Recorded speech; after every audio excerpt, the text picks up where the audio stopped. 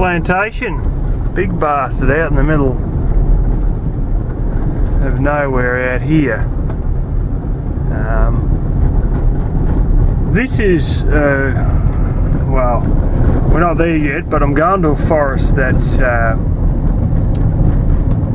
is near me, and a relative of mine has a property that they haven't probably visited in 10 or 12 years, and I had a look at it a few years ago. We might have a snoop in there. I'm not sure how much of it I'll show on camera because, well, he doesn't even know I'm going there. Turn the camera off a bit too quickly. Here's a plantation in here. Goes back a little bit back there. How you can tell it's plantations is very easy. It's all straight lines and it all looks sort of too neat because there's no real undergrowth. Oh, yeah, that goes away. Yeah.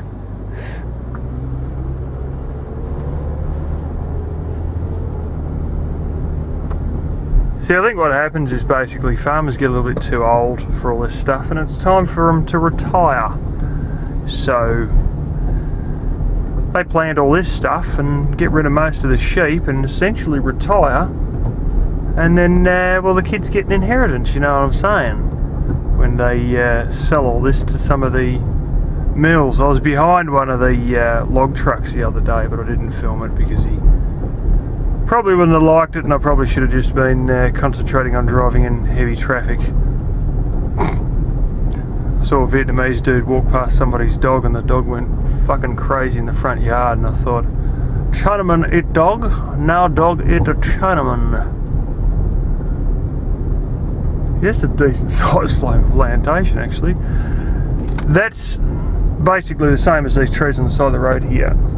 It's hardwood, and by hell you make a lot more money than you do off pine with the hardwood. And where we're going, it will be pretty much the same as these hardwood trees. We've got a couple of small wattles here as well on the side of the road. Small plantations. There's a big dirty old tree there. There's another big one further in, just back.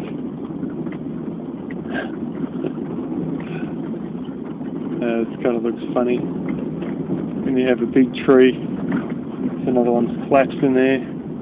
You have a big tree in the middle of a plantation that's been planted amongst small ones of the same variety.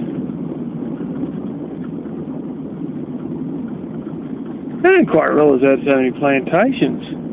This is a lot closer to my house than the other plantations I was showing the other day. Funny thing is, almost all these are all hardwood plantations.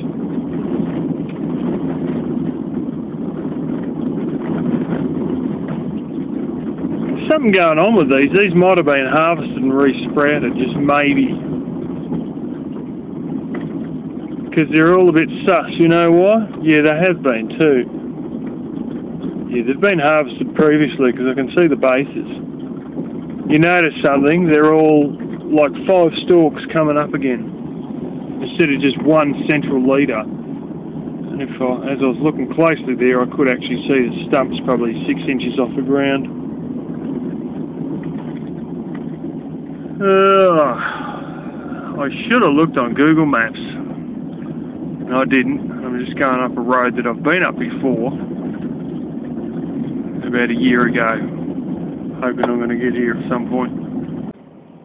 Well, I never really knew where the cell phone tower was for my cheap internet, but we have found it. Suddenly looking at my phones, they've all got brilliant pickup. And a little no through road sign. And I looked expecting to see somebody's shed. But no. Cell phone tower. Out in the middle of frickin' nowhere. Well. Now I've got the general idea of what direction I should have the little Wi-Fi modem facing. Try and get the other town, but Now I know exactly where this one's positioned. I have more of a clue. And here we are, about to enter the forest. Huge amount of ferns. There's a house back there with a big flaming wind turbine. Oh yes, this is the one. Oh, this is it.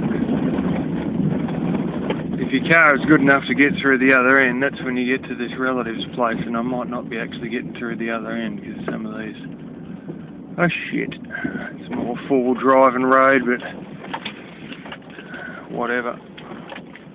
All the bracken fern, apparently, I was told years ago by a bushcraft dude in Western Australia, you can eat something down near the root, like the base of the stem or something of the bracken fern, but there's plenty of bracken fern in all these forests around here.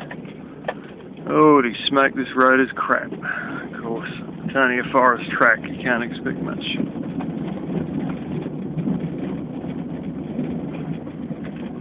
Needless to say, the locals who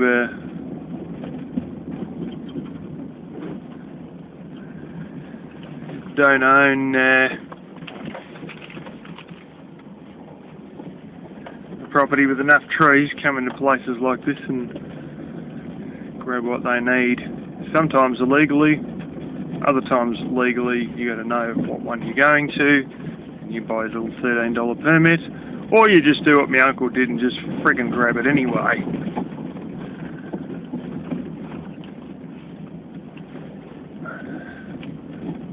Actually, this track is nowhere near as bad as some of the ones I've seen. Not so far, but I know it gets real low clearance because I come in here years ago with my other vehicle.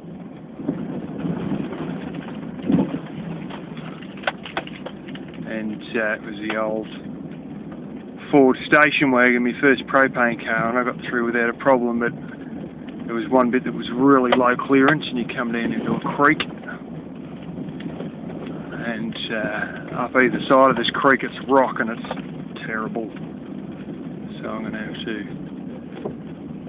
watch what I do. If you're smart enough, if you've got a good enough sense to know where your wheels are, and I sort of do, then you can avoid all the crap and just stick to the high parts. Because every dickhead in a four-wheel drive gets bogged or whatever, or, you know, tears things up, and then you end up with all these friggin' big wolf-out marks. But I mean, it's only to be expected because that's what happens when you don't have a proper road. You know, you get a lot of these torn-out marks and whatnot. And if you stick to the edges, as opposed to go right through the middle of those big water patches, then you're generally alright. A lot of loose rubbish in here. A great way to flipping have a fire run through the place. A lot of reeds here.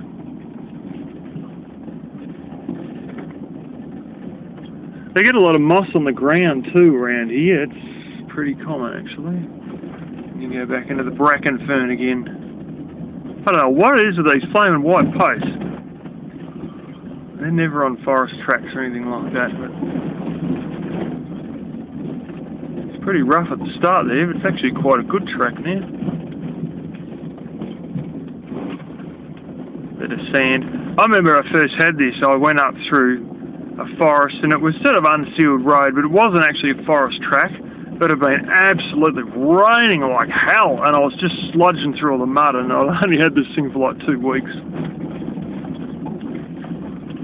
And I was squirming away, didn't know if I was actually going to flip and make it or not. Oh, that's probably the sign I shouldn't be going into here. Possibly. Sign has long since been removed, and now we go from bad to frickin' worse. Once you're in, you're bloody in, and this is probably the part that I was talking about. You got to fucking make it happen here, and if you don't, you're fucked. And I don't know if the cell phone would still be in range. Oh, here we go. Yeah. Yeah, here we go. From shit to shit up. This is when you want to make sure your brakes work. It's not too bad though. I've seen a lot worse. My parents have travelled on shockingly worse than this in some areas. There's areas where, like, they went through with a caravan, you know, the camper on the back, and it was basically like, you know, you couldn't stop, because if you did stop, everything would jackknife and you'd be bloody dead, you know. And yeah, I was pretty sure this is where I come down to the, just dance on the right side of the rocks here. I'll be alright. And this is where I come definitely last time.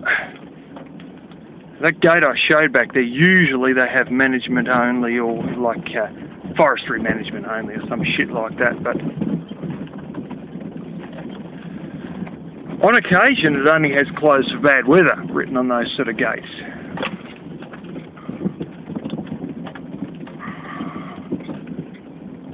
And here we are down in the base of it. Somewhere up the other side of all this I found a freaking shit ton of brass. Most of it was 22, but there was still a live 223 Winchester in amongst it all. Yeah. And oh yeah, I went down one of the deep holes, but we made it. And this is where I found all the bullet casings in this little camping area. So look at some of this shit. Look at that shit. Let's go walk up it and I'll show you how bad it actually is.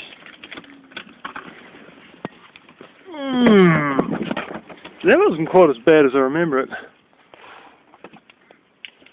Well, it's not the sort of stuff you want to come down in a small car in. You need a decent sized tyre, but even that, like, I don't have jack shit clearance on that thing. Not really. Add to that the big tow hitch, which does actually scrape on the ground on a pretty regular basis, coming out of some car parks. It's good that we can make it through all this. Oh, this is a deliberate built-up bit they've made. There's probably a pipe in amongst all this. Or something. Sometimes they just build these things up. That's where I went through there. And you can see my tracks coming from the other side there. That's a deep part. It's always the middle that's deep. If you manage to skirt either side, you tend to be right. And you'll get through, but some bastards always gone through the middle, flattened the board and just torn the shit out of it. And that's the way it always is.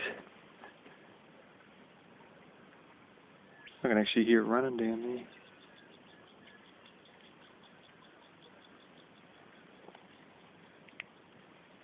Yeah, this may, with all the concrete here, I'm thinking that this may actually have a big pipe under there that we can't really see.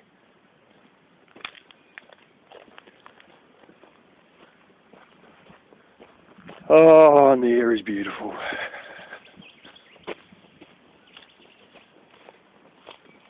Smoke, it's only 8.5 minutes since I was coming into the place.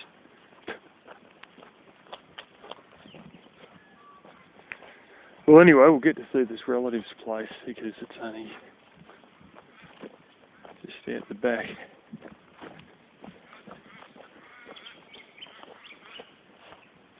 There's some fire notice or some shit. Don't know what that's about. Look at the steepness of this. Shit, bug in the eye. Yeah. I'm starting to walk up a little bit of incline myself, and then she goes like that. And I mean, yeah, that is crazy. If you tried that, you got to have your nerves about you or wits about you because there's a chance you'll tip the vehicle over forward. And I've got to get this bug out of my eye. This is driving me nuts. Yeah, that felt like a friggin' log in my eye. Little bastard. Yeah. That is just ridiculous. It's quite a chance you'd roll the flipping, or flip the vehicle if you come up or down through that. But there's people who have a go at that, and they obviously have, otherwise the marks wouldn't be there. But if you come back down through, like, holy smoke, you want to go easy on the brakes, let's put it like that. Or, you know, basically you want to make sure your front brakes weren't coming on harder than your back brakes. Or you just went completely on the handbrake. I don't know how people pull that shit off without wiping vehicles out, to be honest. But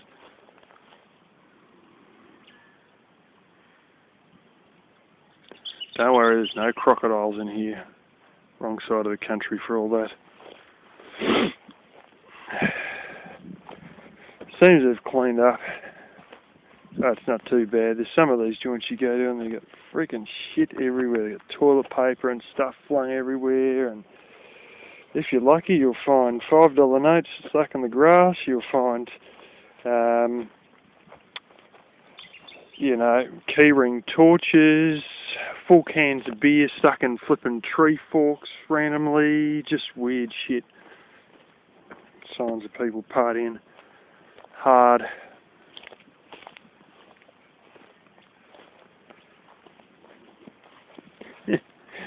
Signs of someone metal detecting for gold. Quite possibly.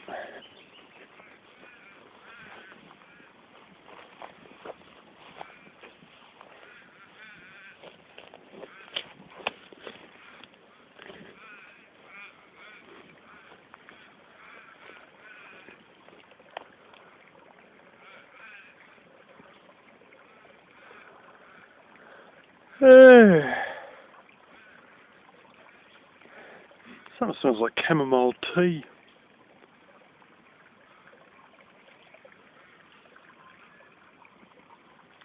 Oh well. I've seen that much flame, and there's a lot of bird life high up in the trees, but it's nothing sort of spectacular, I don't think. Not as groovy as most floating rivers I go to, but then again, it's not really a river, it's just a mud creek. So anyway, we'll head on. Shit. Fuck. I'm going to change this back a bit.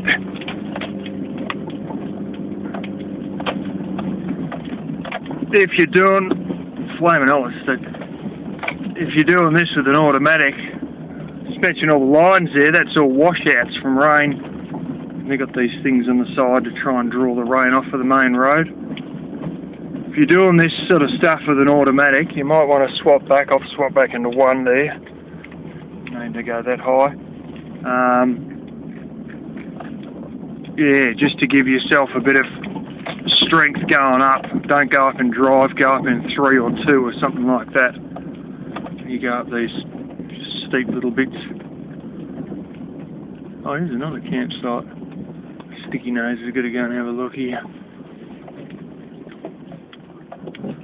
It's a tree collapse there. Let's let it flicker off again for a second, have another look. This relative that has this place, it might actually not be too far through all this shit actually, because it seems to open up at the back here. And his property fence is hard up against the end of this forest.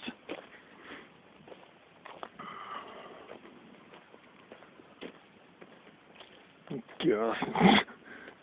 Freaking treated pine or something sitting there.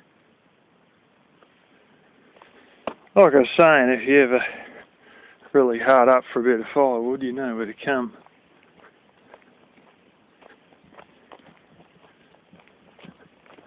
All this shit, you know, it's just collapsed.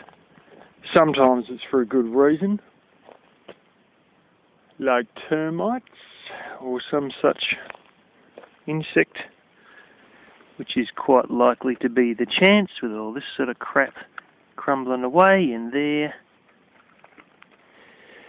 Occasionally with these, including the one at my house, you'll actually get it where, and the damn thing's happening in the plum tree as well, unfortunately, bugs will get into part of it. And And like the rest of the tree might look healthy, look good, have leaves on it and everything like that. But it's like as though the outer piece is growing fine, but then the inner piece is full of crumbly, mud-like structures made by termites. Now, there's some termites that are not commercially a problem because they attack trees that no one gives a shit about. Not for building houses or using furniture. You know, what I'm saying is the timber they go for is not stuff that you would use to build houses or build furniture, and therefore commercially they're not a problem. We have lots of different kinds, but the ones that do go for the wood you want to use for building houses or furniture are the ones that are considered a problem. Now, in all this, you might want to be a little bit sceptical on taking this one home in case it does get into your house, because this is quite likely to be a wood that is used to build some of the older houses like mine, and even right up until, probably the 70s. We definitely built with hardwood in the 60s, and I think right up until the early 70s, and I think sometime in the 70s they changed to softwood. But yeah, this one has been torn to shreds by said bugs. It's obviously had a bit of a hard life. This piece is dead, and this is your live stuff with your bark still on it. Several little holes in there, which is probably a sign of borers or something, and been burnt slightly.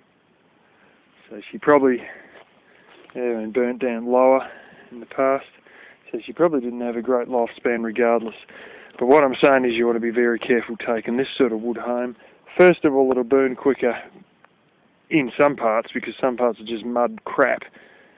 Second of all, if it gets into your own house, then you have really screwed things up big time, all for the purpose of getting a little bit of free firewood.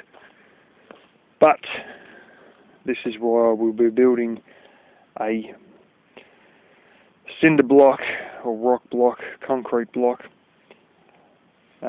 concrete slab and steel framed house in the future, so I can take all this crap home without a problem if I ever need to, if I run out of my own supply, which of course over the next 15 years is probably almost guaranteed I'll be out of wood off of my own property in the next 15 years or so.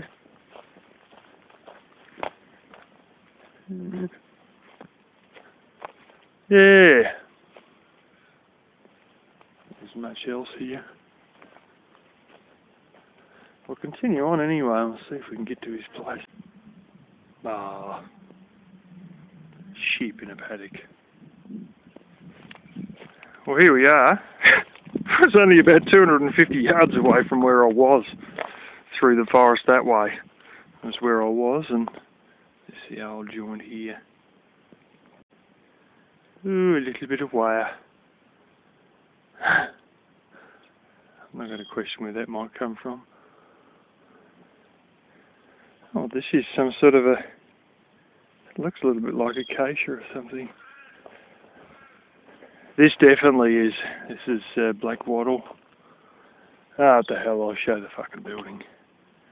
You can't tell this from any other place. Like he said, he hasn't been out here in about 12 years. And last time we were all out here together, his father was alive and he was stuffing around the old shed over there. And honestly, like, fuck, his father died in, it was like 2002 or 3 or something.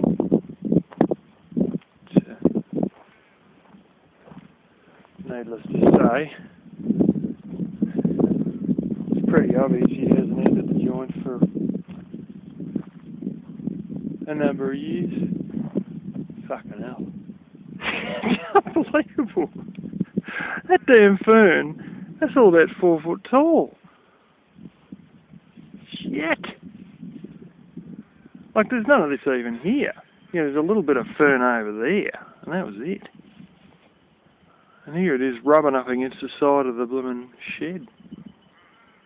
God blimey. Now, what the hell, let's have a little look.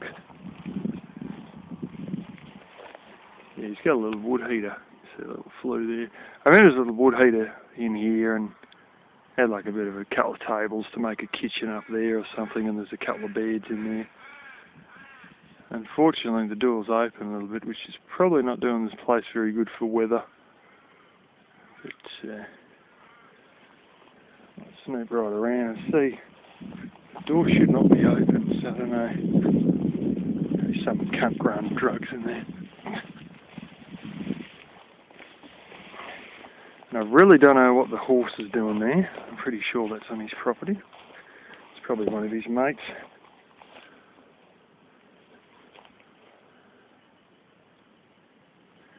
Remember the old pipe?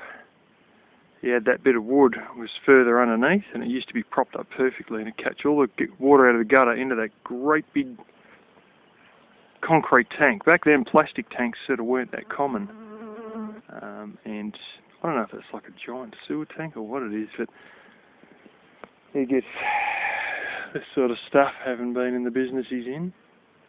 Right around here. Fuck, this is the definition of overgrown.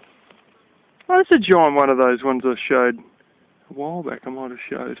It's yeah, big heavy nuts on it, and the seeds taste like walnuts. Probably not supposed to eat them, but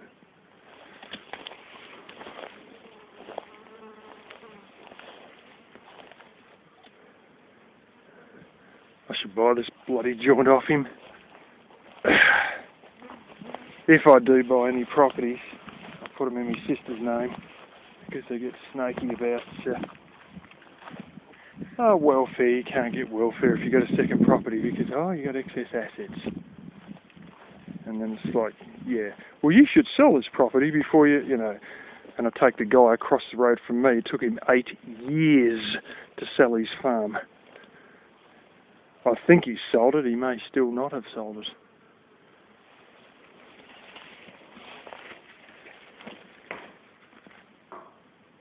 What do you know? I'm not going to show you guys, but yeah, our old table and chairs are still in there. Just as they always were. I'm just a bit sus on why this... A lot of fern's been knocked down. I'll keep the camera down. Got a decent flipping wood heater in there. Let's put it like that. I might turn off now. I really shouldn't be showing you this. The floors in here actually ain't that bad. Some bastard has jimmied the door open. Nobody is growing drugs, surprise, surprise, but once again the ferns have sort of gone a bit berserk. You know what that is? Braemar consolidated. Just see if I can flick that. That is a bona fide creosote on the front. Wood hot water system, like a proper frickin' real one. Ashtray in the bottom.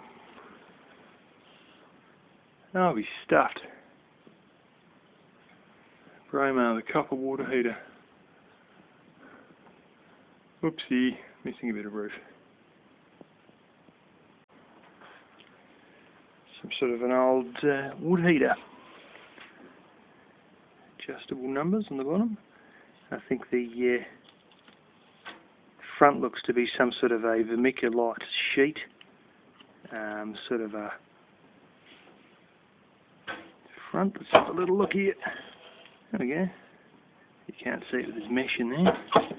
This is one of the rare ones that you see that the flue actually comes directly at the back, and it's got a bit of a pipe here. Old school fire extinguisher.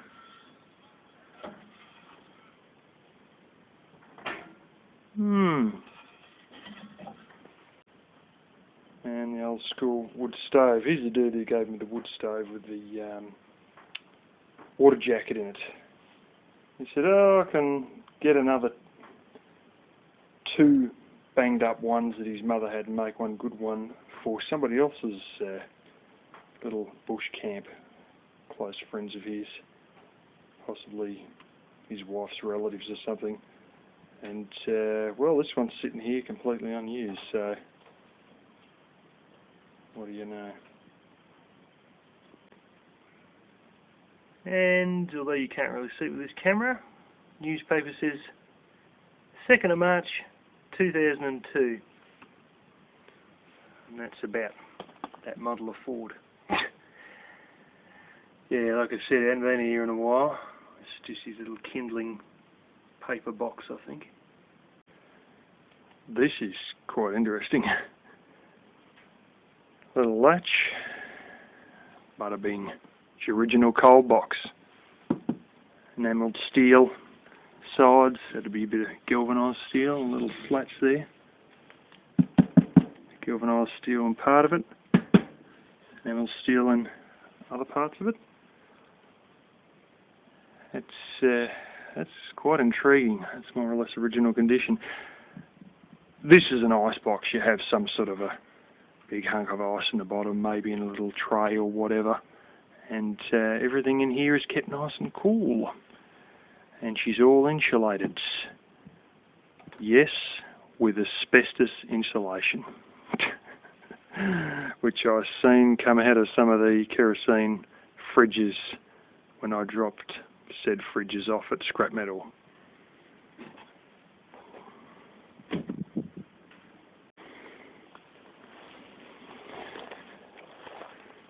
Oh yeah, some sort of a plough. Oh yeah, beauty. Old school. Steel wheels on it. This would have been one that his father probably plonked out here. His father almost ended up going to war during World War II, but got pulled out as part of essential services, aka farming. That was the dude who used to drive the gasifier, coal gasifier powered truck in the dairy. That was his father. It's always like this, your extra block that nobody comes to ends up being a shit storage area.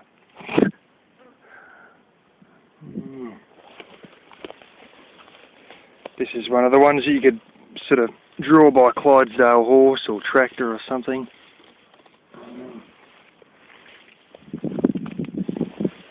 It's a bit like the one at my house, actually. Yeah, big heavy bloomin'. Geez, I don't know if you call them discs or what you call them, but yeah. The wind's setting in a bit, and I can hear a storm in the background. This here is a classic. She's a cedar. There's all your tines that'll tear into the ground. I can tell she's a cedar because you've got these little pipes as one of the things, but mainly a seed box. Wooden. No shit. It's obviously part of the original one because you've got the original bracket still here and bolted into it. That is something else.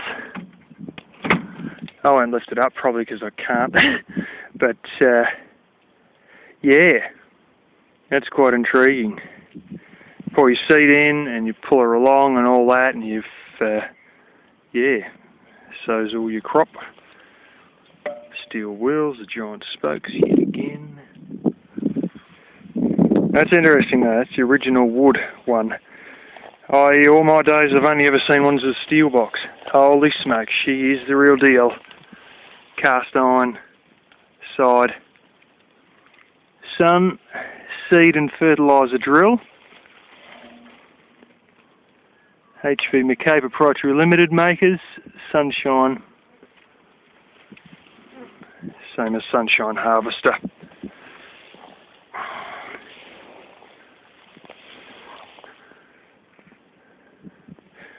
I think that's your little toolbox. Often enough these things there will be a bit accustomed to having toolboxes on a lot of these things because you've got to do adjustments. So instead of carry around a separate one, they actually build one into the machine. And you got the original wooden front still. Quite intriguing. So she might just be past the prime there. Might be a few years since I put sheep through it too, just hazarding a guess, you know. Let's see, old shed. Might have a little character behind here.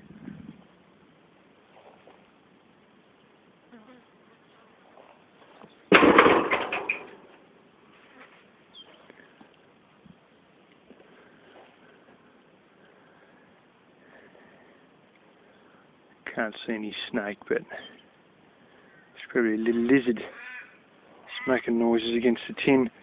This, in case you haven't realised, is like your bullnose curved tin. In fact, it may quite likely, actually, with the soldered joins there,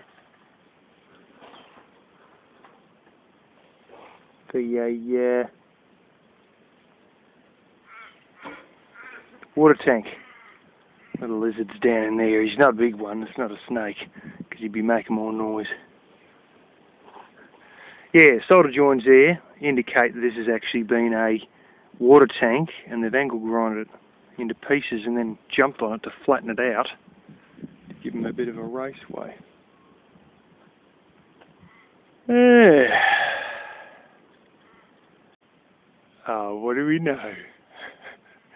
Little Possum looking at me. I don't know if you can see him. He's only rather small, some tail hanging down. Oh, is that a rat? No, it's a baby possum. Oh my gosh, with other small babies on top. This is too good. I'm getting a good camera. I think you see her now. Yes, that's right, buddy. We got you now.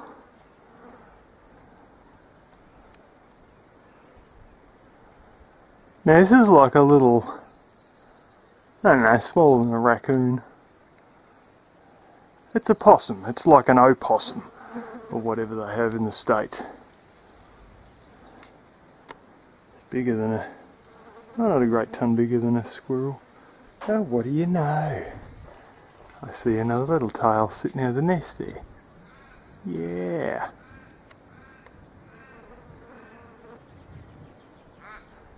With that curl in the tail, it's probably a ringtail possum. Hazarding a guess. I'm not really expert on possums. Bloody flies. Most of the ones I see about the size of a rabbit, but these ones are definitely smaller. And she's got babies that are about the size of a rat. Bloody fly.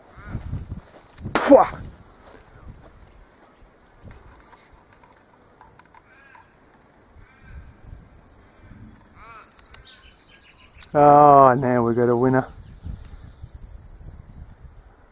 Don't be worried, baby. I know you never see any people here.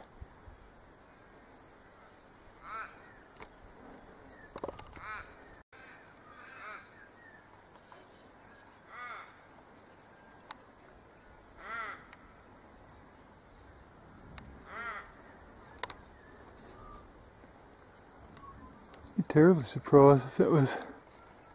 Oh no, that tail there is the baby's tail, and then the other one you see wrapping over the top of it is her own tail. That's sort of parallel with the rest of the building. Hey? You're a bit concerned, eh, buddy? I think we can see the foot of the little one there too. Right there. That grey one's her tail, and that one's, the white one's a baby's tail. I don't see these that often. They have quite a few of them in the capital, but not little ones like this, bigger ones like rabbit size. There's somebody's ear. There's a little tail.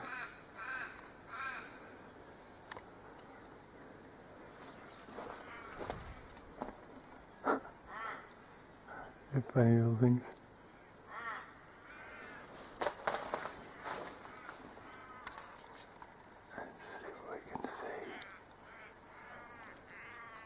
No, can't see much. Just a big ass. Little ass. Little tail hanging down. Well, she's probably not going to move because she knows I can't get her. So probably not going to see a great deal more. Oh no, there's another tail. Up the front there, just above the post. There's another little white curl there. So she's got a baby hanging on the back and another one up probably under her chest.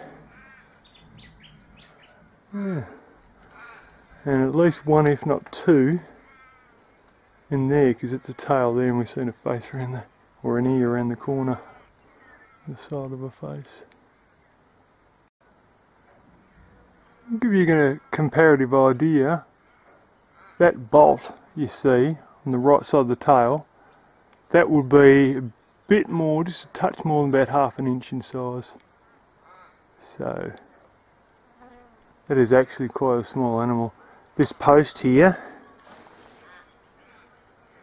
it's like about that big. She's probably, what we got? Probably 4-inch post or something like that. Yeah, maybe 5. Yeah, probably nearly 5-inch post. And there she is there, just up the top. Compared to your 5-inch post below. It's actually quite small, this one, but you get very small breeds out here in the forest, and then the ones in the city tend to be bigger.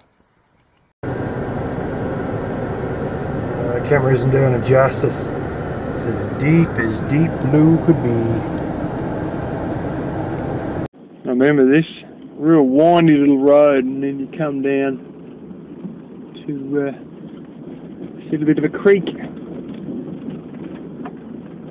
Looks quite nice, some of the little European trees mixed with the black wattle. And the ubiquitous blackberry. Wooden rocks and stuff over there.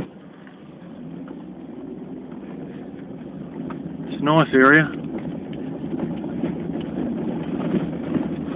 That forest is not super big, not as big as some of them around here, but I'm sure you all enjoyed that little trip. Oh, there we go, all the cockies disappearing. Somebody asked the other day, I think it might have been to do with the plums, what happens to the cockies? What do they eat if we get rid of the plums or whatever? The thistles, whatever ones the sheep can't get to, especially ones on the roadside or whatever, cockies get into them. And I have a number of thistles in the area where I have my trees fenced off, and the cockies no doubt will tear them to shreds. And the other one too, I don't know if you've seen that, the ubiquitous dog rose, the rose hips on that are messed with, I assume. I haven't really seen them getting into it, but I eat them myself, the old rose hip, every now and then. A lot of mucking around, but they taste quite alright. These aren't too far from my work, actually. I never knew what they were, but I always suspected they were something. They're pear trees, tiny little pears all coming up through them.